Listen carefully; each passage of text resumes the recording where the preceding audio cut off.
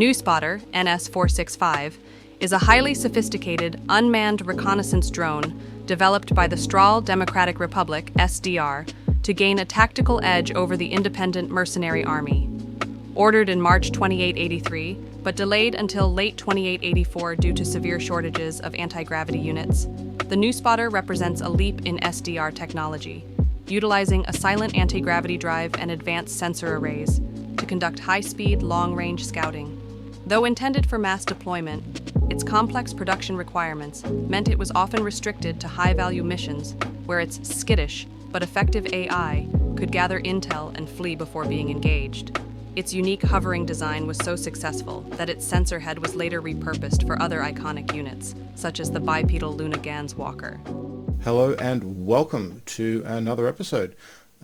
This video we're going to be looking at the Neuspotter. Now this once again originated as a design by the Japanese artist and sculptor Kao Yokoyama in the early 1980s as part of the Maschinen Krieger universe.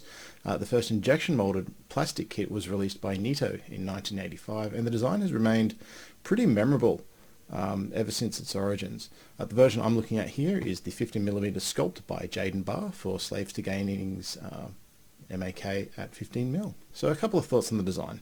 The design is incredibly different. It's spindly, it's awkward, and it's unapologetically function over form. Reminds me of old radio and television broadcast antenna with a central eye on the top, really evoking sort of an Eye of Sauron feel. I first became aware of the Neuspotter during a late night Amazon browsing session where it was paired with a figure of a young boy standing beside it like he was proudly holding a balloon. Something about this image really stuck with me, and as a result I've tried to buy the larger scale version on 4 separate occasions. Every attempt though has fallen through. Either I just missed out on eBay or Amazon, the listing had been taken down, or someone tried to pull a price hike after agreeing to sell it to me. Thankfully, however, I had no issues getting my hands on this miniature version. Before we get stuck into things, I just want to talk about sourcing bases. In my last video I mentioned my desire for bases to be included with the miniatures. Since then, Drew from Slave to Gaming has clarified a couple of things, and he stated that bases were intentionally left out so that players could use the models across multiple game systems. This is actually addressed in the ground assault rules, which state, and I'm quoting here, "Basing is not a high priority as all measurements are not made from the base. We also understand that players use their figures for multiple game systems, so this can quite easily be sorted with a discussion with your opponents." That's pretty fair. That being said, they have provided some suggested base sizes. So for infantry they recommend 20mm round bases, and that's a single figure per base. Suits, again, 20mm. Support units and infantry commanders are 30mm rounds, but all figures need to be on those bases. Walkers, this includes things like the Neuspotter, which we're looking at today, the Krakenvogel, Knights and Hounds, they're 40mm round bases. Tanks, I think they literally wrote "do what you like," so that's as open to interpretation as you can possibly get. Aircraft, they're saying 60mm rounds. So you can make up your own mind about what size bases you need, but they do at least offer some suggestions there. So where do you actually get bases if you don't have a little bit of a stockpile like myself? Well, there are some options. You can buy bases on their own from like Amazon or from your local game shop. You can laser cut MDF discs. This is my personal favorite because I can completely control the size of the disc that I'm getting. You can use things like poker chips. You can use tokens from games. You can use coins. You can use washers. You can even use bottle tops. So there are plenty of accessible options with just a little bit of creativity. My main recommendation though is consistency. Each figure within a unit should be on the same base size and the same base type. It's not mandatory, but in my opinion, it looks a lot better when things are sort of consistent and similar. Now, once you've sourced your base, it's really just a matter of getting all the extra stuff that you want to use, bringing it all together, and then just making it appear out of nowhere. Now, with that out of the way, let's talk a little bit about construction.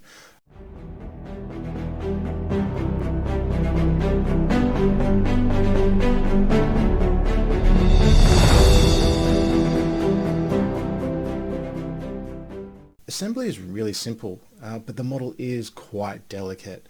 I had to drill out the body so the arms would fit cleanly. It's not difficult to do, it's just time consuming. And if you don't have the right size drill bit, it's a frustration that's added. I also drilled into the underside so that I could pin and secure it properly to the base. The model did break a couple of times during handling though, so I would strongly recommend only lifting it by the base once it's completely assembled. As for painting, I started by priming the entire model black. Once dry, I sprayed and dry brushed white from the top down. This pre-shading helps bring out raised details and gives a natural light reference, making the rest of the painting process faster and a little bit more intuitive. Metallics were the first thing I tackled, and I began by looking at the central spine and the arms. I gave them an initial coat of gunmetal, and then I used some darker shades at the top and the bottom, as well as flesh shade in the middle and at the ends of the arms.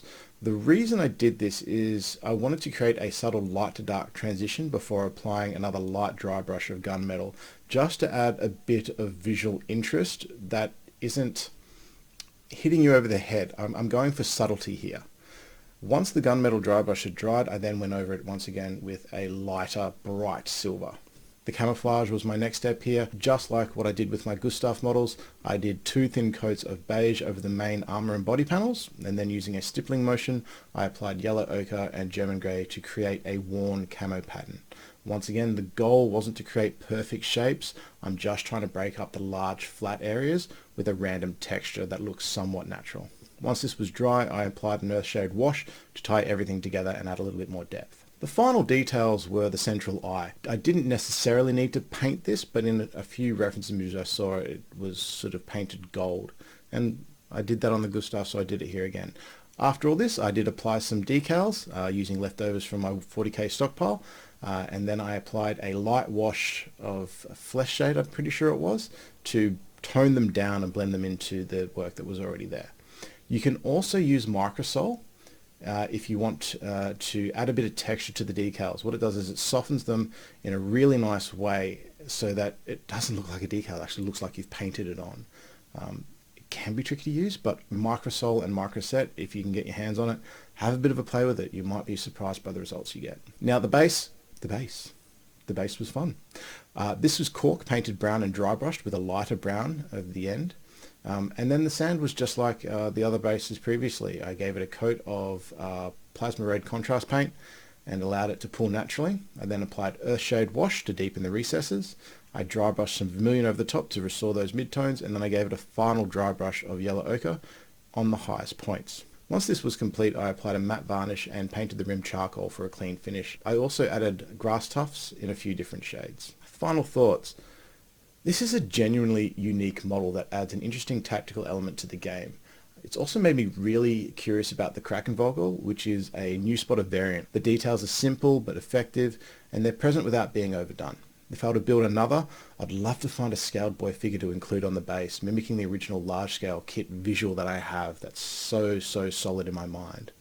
Honestly, basing is where you can really have fun with this unit. Since it's meant to be anti-grav, there's a lot of creative freedom on how you can represent that hovering effect. You could have it, kicking up dust. You could have it crashing into the ground. You could have it trying to take off. There's just so many different ideas and options that you could have with this model, purely because of the anti-grav aspect and that tall, spindly, sinister look. But that's also kind of comical. It's just a really cool model, and I really enjoyed putting this together. I think I've talked long enough. Let's have a look at the final result.